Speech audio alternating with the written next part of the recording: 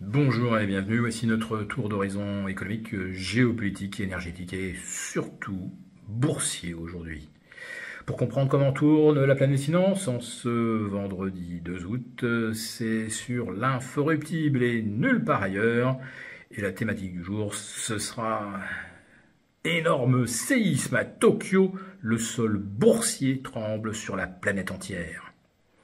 Ouais, ça pour un séisme boursier, c'en était un ce matin à Tokyo, où l'indice Nikkei a perdu 5,8% et affichait plus de 6% de baisse à quelques minutes de la clôture. Le Topix chutant de 6,5%.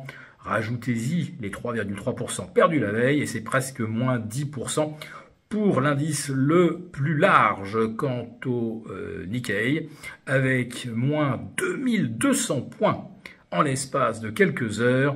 C'est la seconde plus lourde perte en nombre de points de l'histoire, après une chute de 2500 points mi-octobre 1987, 37 ans.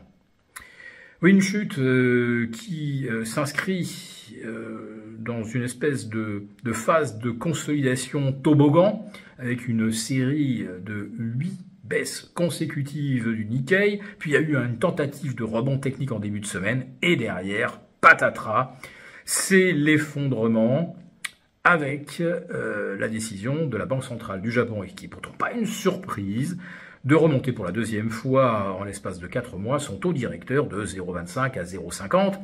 Oui, vraiment, je le répète, c'est pas comme si c'était une surprise. On avait bien compris que la Banque centrale du Japon intervenait depuis le mois de juin pour soutenir sa devise, après qu'elle ait atteint un plancher historique à 161,50 contre dollar. Eh bien là, en l'espace de 48 heures, le yen vient de reprendre 2,5% et plus ou près de 4% depuis ses planchers. On savait bien que la Banque centrale du Japon ne pouvait pas continuer de griller toutes ses réserves de change pour soutenir le yen et qu'il allait bien falloir à un moment ou à un autre qu'elle remonte les taux, ne serait-ce d'ailleurs que pour juguler les pressions inflationnistes qui commencent à indisposer les consommateurs japonais. Et oui, leur pouvoir d'achat prend cher, comme on dit. Mais là maintenant, c'est la bourse de Tokyo qui prend cher et toutes les autres places asiatiques sont impactées, aussi bien la bourse de Hong Kong que celle de Séoul. Et puis, le gap initial du Nikkei s'inscrivait également dans la continuité de la baisse de Wall Street hier soir, avec un Nasdaq reperdant près de 3%. Mais surtout un indice SOX des semi-conducteurs qui connaît une volatilité paroxystique, puisque mercredi soir, l'indice enregistrait sa plus forte hausse depuis fin mars 2020, avec plus de 6% de rebond, pour rechuter dès le lendemain de près de 8%, avec un nombre de semi-conducteurs perdant plus de 10%, dont je ne vais pas vous faire la liste car ça prendrait trop de temps.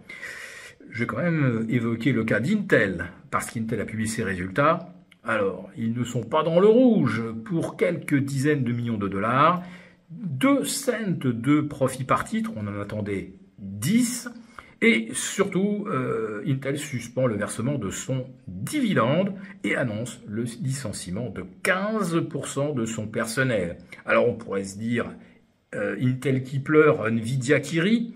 Eh bien non, Nvidia ne va pas rire non plus aujourd'hui, avec le déclenchement d'une enquête pour ses pratiques commerciales, un éventuel abus de position dominante.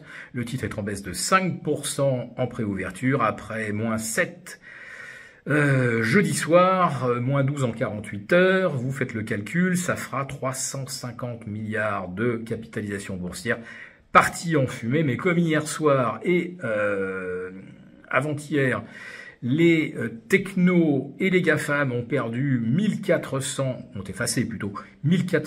milliards de capitalisation boursière.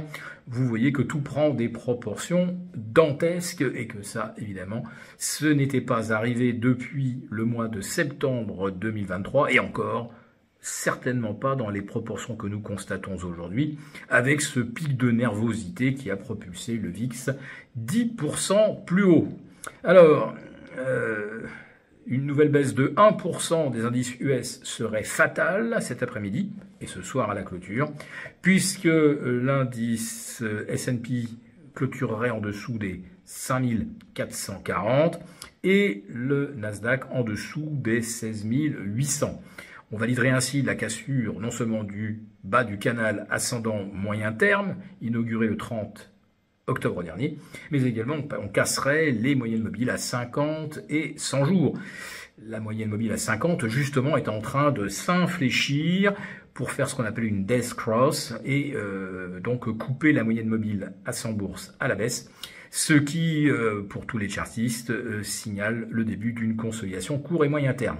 Alors difficile de dire si à Wall Street on peut assister au même scénario qu'à Tokyo, c'est-à-dire une perte de 6% comme ça, brutale, mais ça créerait probablement une sorte de vent de panique.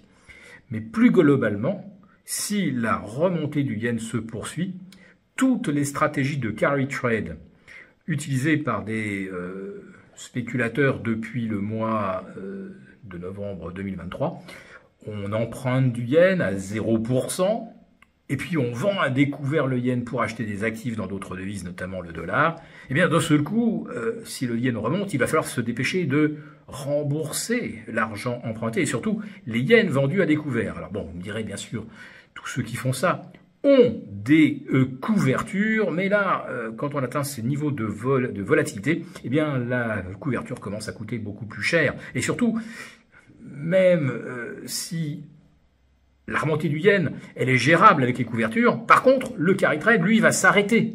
Donc c'est un véritable moteur de la spéculation à l'échelle planétaire qui vient de s'arrêter. Ce bouleversement, eh bien, n'a pas fini de nous secouer. Pour vous remercier de votre fidélité, vous pouvez télécharger gratuitement, en suivant le lien ci-dessous, un guide complet sur l'achat d'or physique qui représente un investissement de choix en période économique incertaine et surtout d'inflation. Merci et à bientôt.